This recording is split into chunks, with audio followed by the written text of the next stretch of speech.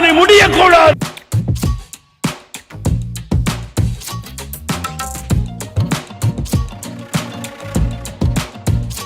வணக்கம் நண்பர்களே. 5 கெடுத்தாக்கள் 6. இன்னைக்கு பார்க்க போறது யாரு அப்படிங்கிற மாதிரி மோகன்சி லாசரஸ் அவர்கள் பயங்கரமான ஒரு காரியத்தை அண்ணன் பேசியிருக்காரு. வருஷம் வருஷம் ஏதாவது பேசிட்டு அதுக்கப்புறம் இது பண்ணி விட்டுருவாரு. இப்போ அண்ணன் என்ன சொல்றாரு அப்படின்னு கேட்போம். அற்புதம் நடக்காம ஆராதனை முடியக்கூடாது. இயேசுவை பிரசங்கித்தது போதும். மெய்ப்பர்கள் இயேசுவை பிரசங்கித்தது போதும். மெய்ப்பர்களே, உங்க சர்ச்சுக்குள்ள ஏன் அற்புதம் நடக்கவில்லை? ஆதி திருச்சபையில் ஆக்ரோஷத்தின் ஒரு காரியம். வருஷம் வருஷம் ஏதாவது ஒண்ணு சொல்லி இவரே மாட்டிக்கிறது, வாலண்டரியாவே ஏதாவது ஒண்ணு மாட்டிக்கிறது. எப்படின்னு கேட்டீங்கன்னா, கிட்டத்தட்ட ஒரு 2019 சரி 2017 இருந்து வருஷம் வருஷம் எதையாவது மாட்டி சிக்கல்ல மாட்டிக்கிறது தான் இவருடைய பழக்கமாக, வழி தோன்றல் அப்படிங்கிறது மாதிரி வழி வழியாக சொல்லக்கூடியதா இருக்கிறார். இப்போ சபையில வரங்கள் வல்லமைகள் செயல்படுறதுல ஆண்டவர் அறிவிச்சது போதும், வல்லமையினால இது பண்ணுங்க வைங்க அப்படின்னு சொல்லியிருக்காரு. இப்போ என்னன்னு கேட்டீங்கன்னா, இன்னொரு வீடியோ பார்த்துட்டு வாங்க இப்படியானே அப்படின்னு கேட்கிற மாதிரி இருக்கு, பாருங்க.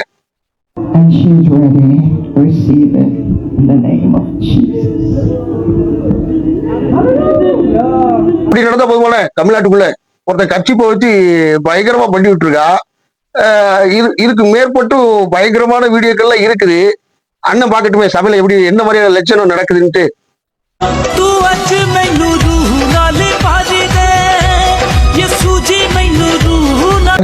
இப்படி நடக்கணும், தமிழ்நாட்டுக்குள்ள இந்த மாதிரியான ஒரு கலாச்சாரம் உள்ள வரணும் அப்படின்னு நினைக்கிறீங்களா? இவரு பாட்டுக்கு என்ன பண்றா, அந்நிய பாஷையில ஜெபம் உண்டு அப்படின்னு சொன்னா அதுக்கு ஒரு கோயிட்டு அது ஒரு ஃபேமஸா போயிடுச்சு பிரச்சனை. இவரு என்னெல்லாம் கொண்டு வராரோ, என்னெல்லாம் விஷயம் கொண்டு வராரோ அந்த அத்தனை விஷயமும் என்னன்னா சபைக்குள்ள வந்துடும். அண்ணன் சொல்லிட்டாரு அப்படின்னு சொல்லிட்டு அண்ணனை வழி பின்பற்றுவாங்க பத்திலா. அவங்க அண்ணன் சொல்லிட்டாரு. இன்னும் என்னன்னு கேட்டீங்கன்னா, கர்ச்சிப்பு இல்ல, நாம துண்டை வச்சு அடிப்போம். கையில அடிச்சா கீழே விழுந்துருவாடா, துண்டை அடிச்சா அப்படியே சு அப்படின்னு பார்த்தா கீழே பொத்துன்னு விழுறது. இப்படிப்பட்ட மாய்மாலங்கள்லாம் ஆப்பிரிக்கால தொடங்கிச்சு. And pray, your life should not remain the same. Something should fall in your life. Something should give way. Something.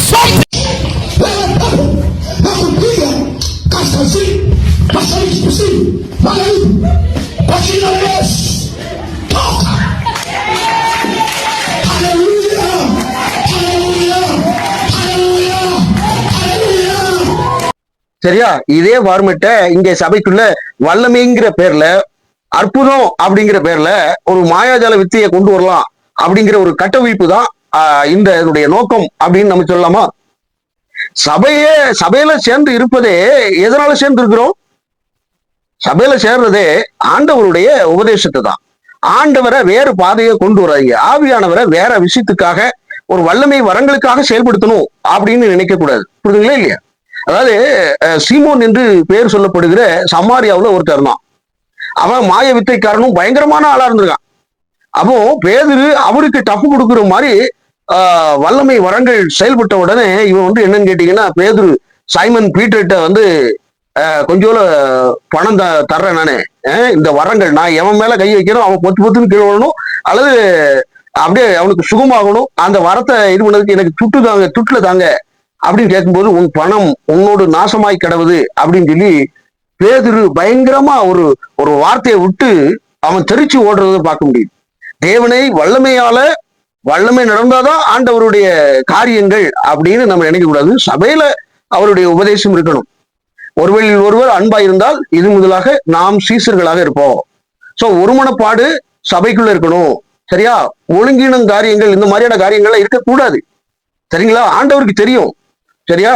திமிர்வாதக்காரன் அவர் ஒரு வீட்டுல இருக்கிறாரு, வீட்டுக்கு போயிட்டு இருக்கும்போது திமிர்வாதக்காரனை கூட்டு வராங்க. அவனால முடியாது, அவனால எந்திரிச்சு வர முடியாது. அதனால 4 பேரு ஒட்டுமொத்தமாக அத்தனை பேரும் கூட்டு வந்து அவங்களுடைய விசுவாசத்தின் அடிப்படையில என்னாச்சு அப்படின்னு கேட்டீங்கன்னா, திமிர்வாதக்காரனை எழுந்து நட மகனே, உன் பாவங்கள் உனக்கு மன்னிக்கப்பட்டது அப்படின்னு இயேசுவானவர் சொன்னாரு. சோ வரங்களுக்கும் என்ன சொல்றது, தீர்க்க தரிசனத்தையும் வல்லமையான அநேக அற்புதங்களை இழப்பித்தோம் அல்லவா அப்படின்னு நீங்க சொல்லுவீங்கன்னு மத்திய எழுந்த சுவிசேஷம் 7வது அதிகாரம் 22-24 நீங்க வாசிங்க அப்படின்னு சொன்ன ஆண்டவர் அங்கே சொல்றாரு. அற்புதத்தினாலும் அல்ல, அதாவது எப்படி கேட்டீங்கன்னா தீர்க்க தரிசனங்கள் சொன்னதுனாலும் அல்ல, பிதாவின் சித்தமான பரிசுத்தம், பிதாவின் சித்தமான நீதி, பிதாவின் சித்தமான அன்பு, நீடிய பொறுமை, இப்படி பல காரியங்கள் இருக்கின்றன. சோ அந்த வல்லமை வரத்துக்காக சபை பயன்படுத்தப்படுகிறதா அப்படின்னு சொன்னா கிடையவே கிடையாது. வல்லமைக்காகத்தான் சபை கூடி வரணும் அப்படிங்கிறது அல்ல, அவருடைய நீதியை பின்பற்றணும், அவருடைய கற்பனைகளை கை கொள்ள வேண்டும். இதுதான் சபை கூடுகைன்னு இருக்கு, புரியுதுங்களா? அதே வேளையில ஆண்டவர் எந்த திட்டமிடுகிறாரோ சபையை அவர்தான் தலைமை. அதாவது ஆகாத கல் என்று யூதர்களால் என்னன்னா ஆகாத கல்லாக நினைத்த இயேசு கிறிஸ்துவே சபைக்கு தலைக்கல்லாக்கினார். அந்த தலைவர் சபையில இருக்கிறாரு. சோ அவருக்கு டிசைன் என்னங்கிறது தெரியும், புரியுதுங்களா? சோ வல்லமை வரங்களினால இப்படி கிடையவே கிடையாது. இவர் சொல்லிட்டு போயிருவாரு, இனிமே 4 வருஷம் இனிமே எப்படி கேட்டீங்கன்னா ஆப்பிரிக்காவில் நடக்கும், அதை கூட பாட்டு வாங்களேன். பாத்தீங்களா? இப்படி இந்த மாதிரியான மாய்மால காரியங்கள் ஆப்பிரிக்கால எப்படி நடக்குதோ, ஆப்பிரிக்கால எந்த மாதிரியான சுச்சுவேஷன் வருதோ, தமிழகத்துக்குள்ள இந்த மாதிரியான காரியங்கள் வரும். மத்திய 24 சொல்லுகிறபடி கள்ள தீர்க்கதரிசிகளும் கள்ள போதகர்களும் என்ன பண்ணுவாங்க அப்படின்னா அற்புதங்களை, கள்ளத்தனமான மாய்கால அற்புதங்களை செய்வாங்க, அற்புதங்களை நடப்பிப்பாங்க. சோ இதையே ஒரு அசர வைக்கிற மாதிரியான ஒரு அசாதாரண சூழ்நிலையை சபைக்குள்ள கொண்டு வருவாங்க கள்ள தீர்க்கதரிசிகள். கூடுமானம் மட்டும் தெரிந்து கொள்ளப்பட்டவரை வஞ்சிக்கத்தக்கதாக அநேக அற்புதங்களையும் அடையாளங்களையும் செய்வாங்க அப்படின்றது. அப்ப பிசாசினால அடையாளம் செய்ய முடியும். அதாவது என்னன்னு கேட்டீங்கன்னா எகிப்து பார்வோன் இடத்துல இருக்கக்கூடிய தீர்க்கதரிசிகள் இருந்தாங்க, பாகால் தீர்க்கதரிசிகள் இருந்தாங்க, மோசேவும் இருக்கிறாரு. சரியா? ஒரு கம்பை போடுறாங்க, அது பாம்பா மாறுது. சரியா?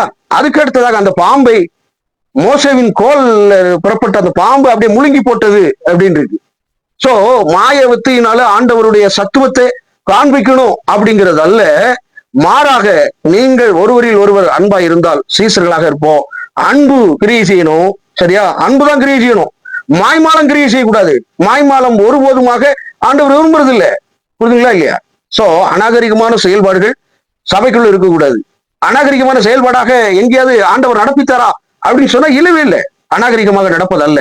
ஆனால் இங்கே இருக்கக்கூடிய சபைகள்ல, பெரும்பாலான சபைகள்ல ஆக்ரோஷங்களும் சத்தங்களும் கூச்சல்களும் இப்படி பெந்தைய கோசை இதுல பாத்தீங்கன்னா சோத்திரம் சோத்திரம் சோத்திரம் சோத்திரம் சோத்திரம் சோத்திரம் சோத்திரம் எல்லாம் உடல் பலவீனத்தோட வீட்டுக்கு போவான். சமாதானத்தோட, அதாவது சபையில சமாதானம் இருக்கணும். சமாதானம் இருக்காது, ஒரே துள்ளலா இருக்கும், ஆட்டமா இருக்கும், பாட்டமா இருக்கும். பட் வெளியே வரும்போது சோர்வின் ஆவி அவங்களோட இடத்துல பிடித்திருக்கும், விடுதலை இல்லாம போயிருவாங்க. கர்த்தருடைய ஆவியானவர் எங்கே உண்டோ அங்கே விடுதலை உண்டு. சோ விடுதலையற்ற இந்த ஒரு மாய்மலம் இருக்கும் பொழுது எப்படி விடுதலை கிடைக்கும்? நாம் இருதயத்தில் நீதி உள்ளவர்களாக இருக்கணும், இருதயத்திலே பரிசுத்தம் உள்ளவர்களாக வேண்டும் என்பதே சபையினுடைய காரியங்கள். சரிதானா? சபைக்கு ஒருத்தவங்க வராங்க அப்படின்னா ஆண்டவருக்கு தெரியும் அவங்க என்ன பலவீனத்தோடு வர்றாங்க அப்படிங்கிறது தெரியும், கண்டிப்பா அதை மாற்றுவார்.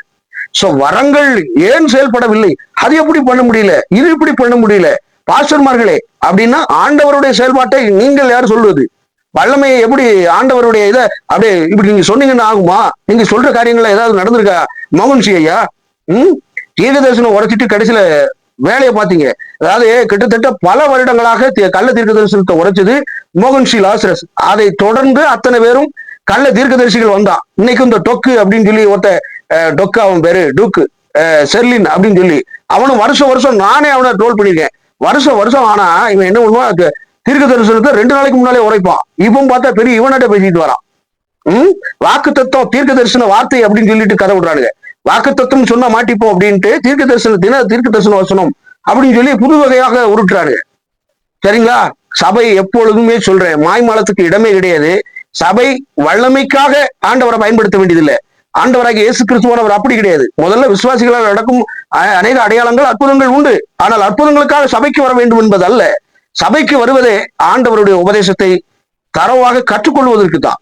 சரியா?